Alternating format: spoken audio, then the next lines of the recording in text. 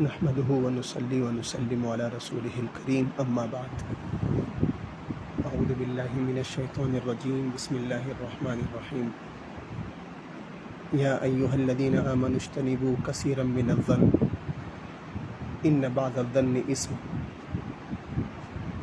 صدق اللہ العظیم۔ میرے محترم بزرگ و عزیزو، بہت ایک اہم آیت کا میں نے ٹکڑا آپ کی خدمت میں پیش کیا۔ اللہ پاک ایک ایسی بیماری پر متنبہ فرما رہے جس میں اکثر لوگ مبتلا ہیں، بلکہ یہ ایک ایسی بیماری ہے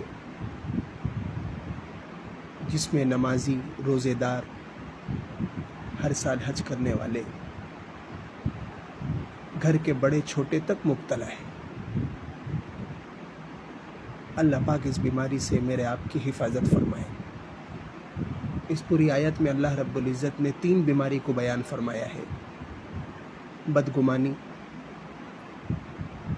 تجسس، جاسوسی کرنا، لوگوں کے اندر کے عیب کو ڈھونڈنا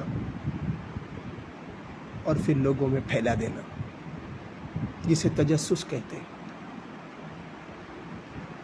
اور غیبت کرنا۔ میں نے جو آپ کے سامنے تلاوت کیا ہے وہ آیت کا چھوٹا ٹکڑا، جس میں بدگمانی کے بارے میں اللہ رب العزت نے سختی سے منع فرمایا ہے۔ برا گمان کرنا، اللہ پاک ارشاد فرما رہے، اے ایمان والو، اجتنبوا کثیرا من الظن، بہت زیادہ گمان کرنے سے بچو، اس لیے کہ بعض گمان گناہ ہوتے ہیں، جسے بدگمانی کہتے ہیں۔ 2 آدمی بات کر رہے ہیں، 2 عورتیں بات کر رہی ہے، گھر میں ننند اور ساس بات کر رہی، بہو نے فوراً اپنے اوپر لے لیا، شوہر اور ماں بات کر رہے، بہو نے اپنے سر پہ لے لیا، 2 بھابیاں گھر پہ بات کر رہی ہے، 2 بہو ساتھ میں بات کر رہی ہے، ساس نے اپنے سر پہ لے لیا کہ میرے بارے میں۔ شراب خانے سے ایک مسلمان نکلا، رمضان میں ہوٹل میں سے ایک مسلمان آدمی نکلا، داڑھی بھی ہے چہرے پر، ہم نے فیصلہ کر لیا کہ کھا کر آ رہا ہوگا۔ ہمیں کیا معلوم کس مجبوری سے ہوٹل میں گیا تھا، ممکن ہو چھٹے پیسے کرانے گیا ہو، ممکن ہو بیمار ہو، ڈاکٹر نے منع کیا ہو روزے سے سختی سے، اس لیے اس نے مجبوراً کھایا ہو، یا مسافر ہو، بھلے سے دیندار ہے لیکن مسافر ہے، روزہ نہ رکھنے کی بھی اس کو اجازت ہے۔ بہت زیادہ بدگمانیاں، گھر میں لڑائیاں، معاشرے میں بگاڑ، اسی بدگمانی کے بارے میں فوراً برا خیال ذہن میں لے لیتے ہیں اور پھر اس پر عمل بھی چالو کرتے ہیں، یعنی اس کو پکا سمجھتے ہیں۔ کسی نے کہا کہ مولانا فلاں آدمی سے کہا کہ فلاں آدمی تمہاری بہت برائی کرتا ہے، فوراً تسلیم کر لیا، ارے تحقیق تو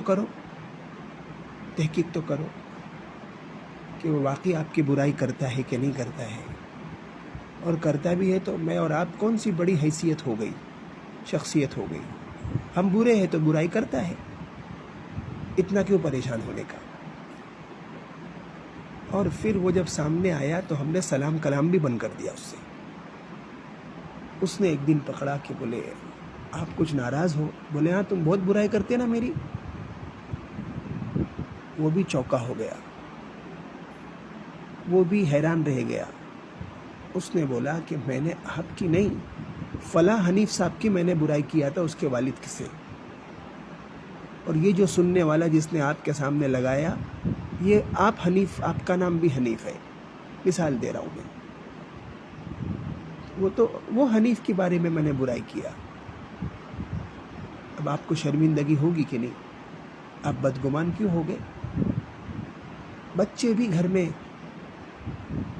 کوئی بات کہہ دیتے ہیں چچا کے بارے میں، خالہ کے بارے میں، نانی کے بارے میں، ہم ماں باپ ٹوکتے نہیں ہیں، ہم فوراً بدگمان ہو جاتے ہیں. چھوٹے بچوں کی بات کا ایسا بھی کیا اعتبار؟ تحقیق تو کریں. فوراً بدگمان ہو جانا، اللہ پاک فرما رہے مت ہو، یہ بہت بری بیماری ہے. نماز، ذکر، تلاوت کے اہتمام کے ساتھ ساتھ بدگمانی میں بھی مبتلا ہے. کوئی تسبیح نہیں چھوٹ رہی، بڑی بی کا کوئی نفلی روزہ نہیں چھوٹ رہا ہے، اشراق، چاش، تہجد بھی نہیں چھوٹ رہی، لیکن بہو کے بارے میں بدگمان. بہو کی کوئی تسبیح نہیں چھوٹ رہی، ساس کے بارے میں بدگمان. آدمی اپنی اولاد کے بارے میں بدگمان، اولاد ماں باپ کے بارے میں بدگمان.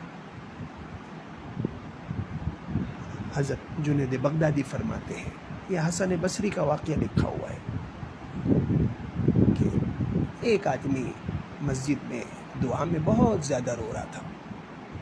حضرت جنید فرماتے ہیں میرے دل نے کہا کہ یہ نوٹنگی کر رہا ہے، یہ دکھلاوے کے لیے رو رہا ہے. میں نے بدگمان ہو گیا اس سے، اس کو ریا، اس کے رونے کو ریا کہہ دیا میں نے. اس بدگمانی کے عذاب میں اللہ پاک نے 4 مہینے کی تہجد سے محروم کر دیا. بتائیے، تو اچھا گمان کرتے، کیا ضرورت ہے؟ وہ اچھے گمان کے بارے میں کل آخرت میں پوچھنی ہوگی، اور کوئی دلیل آپ سے نہیں مانگی جائے گی. لیکن اگر ہم نے برا گمان کیا تو اس کے بارے میں تو وجہ بتانی پڑے گی آخرت میں. واقعی وہ برا ہے، لیکن آپ نے اچھا گمان کر لیا تو کل آخرت میں اللہ پاک آپ سے نہیں پوچھیں گے کہ اچھا گمان کیوں کیا تھا. لیکن اگر آپ نے بدگمان ہو گئے تو آپ کو دلیل دینی پڑے گی. دلیل ہم کیسے دے پائیں گے آخرت میں؟ اس لیے بہت زیادہ اہتمام کرنا چاہیے. ایک بزرگ کا واقعہ لکھا ہے، غالباً حسن بصری رحمۃ اللہ علیہ کا. دریا کے کنارے گئے ٹہلنے کے لیے شام میں. ایک حبشی لڑکے کو دیکھا، نوجوان کو. ایک بڑی عمر کی خاتون کو اس نے بٹھایا تھا سامنے چٹائی پر، اور تھوڑی تھوڑی دیر میں کچھ کالا پانی بوتل میں سے نکال کر اس کو پلا رہا تھا. یہ بدگمان ہو گئے، یہ بدگمان ہو گئے. اتنے میں دریا میں 7 نوجوان نہا رہے تھے. بھوچال آیا، طوفان آیا. یہ نوجوان جو حبشی تھا، یہ فوراً اس عورت کو چھوڑ کر بھاگا، دریا میں چھلانگ لگا کے 6 کو نکال لایا. ایک کو چھوڑ دیا اور کہا حسن بصری آؤ، ایک کو تو نکالو کم از کم، تم بہت بڑے اللہ کے نیک بندے ہو نا. 6 کو تو میں نے نکالا، کم از کم ایک کو تو نکالو. تم میرے بارے میں بدگمان ہو گئے نا. حسن بصری نے کہا کہ میں اس وقت بہت زیادہ شرمندہ ہوا. میں واقعی بدگمان ہو گیا تھا اس نوجوان سے کہ شراب پی رہا ہے، شراب پلا رہا ہے، اور یہ عورت اس کی رکھیل ہے، اور چٹائی پہ دونوں بیٹھے ہوئے. اس نوجوان نے کہا حسن، یہ میری ماں ہے، بیمار ہے، یہ حکیم کا نسخہ ہے جو دوائی ہے، یہ شراب نہیں ہے. اس نے کہا کہ دریا کے پاس کنارے بیٹھ کر کچھ دیر اپنی والدہ کو اس ماحول میں یہ دوائی پلانا. حسن بصری فرماتے کہ میں زندگی میں پہلی مرتبہ شرمندہ ہوا کہ اللہ، میں نے کیسے بدگمانی کر دی. وہ تو اس کی ماں تھی. اس لیے بہت زیادہ احتیاط کریں. یہ نماز، روزے، ذکر، تلاوت سب ضائع ہو جائیں گے. رمضان کی تہجدیں اور اتنے مشقت کے روزے بھی ضائع ہو جائیں گے بدگمانی کرنے پر. دعا بھی کرتے رہنا چاہیے، اللہ بدگمانی سے، غیبت سے، تجسس سے، جاسوسی کرنے سے حفاظت فرما. آدمی اپنی فکر کرے، دوسرے کے بارے میں کیوں برا گمان کر کے دل میں گندگیاں بھرے، چھوڑ دے، اپنی اصلاح کی طرف فکر مند رہے۔ اللہ پاک ضرور اس بیماری سے حفاظت فرمائیں گے، ورنہ یہ گھن کی طرح یہ بیماری معاشرے میں عوام کیا، خواص کیا، مشائخ کیا، اکثروں کو لگی ہوئی ہے، سب کو کھا رہی ہے۔ اب بدگمانی کسے کہتے، یہ بھی ایک بات کو سمجھنا۔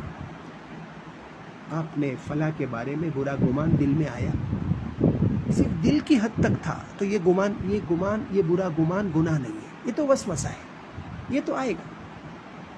ایک عالم شراب کی ہوٹل سے اتر رہا ہے، ایک پردے والی لڑکی کسی غیر محرم کے ساتھ جا رہی ہے، آپ کو نہیں معلوم، آپ کو لگا کہ غیر محرم ہے، حالانکہ محرم تھا اس کا، وہ بائک پہ پیچھے بیٹھ کر، تو آپ کے دل میں برا گمان تو کچھ دیر کے لیے آئے گا، یہاں تک تو معافی ہے، وہ وسوسہ ہے۔ لیکن آپ نے اگر سامنے والے کو بول دیا، ذکر کر دیا، دیکھو فلاں جا رہی تھی، ہاں اس کے ساتھ کوئی چکر ہے، نعوذ باللہ، برقع پہن کے جا رہی تھی، تو یہ گناہ ہوا۔ تو برا گمان کا دل میں آنا، خیال کا، یہ گناہ نہیں ہے، اس کو بولنا یا پھر اپنے کردار سے اس سے سلام کلام بند کر دینا، سمجھے، تو پھر یہ بدگمانی پکی ہو گئی اور اس پر گناہ ہے۔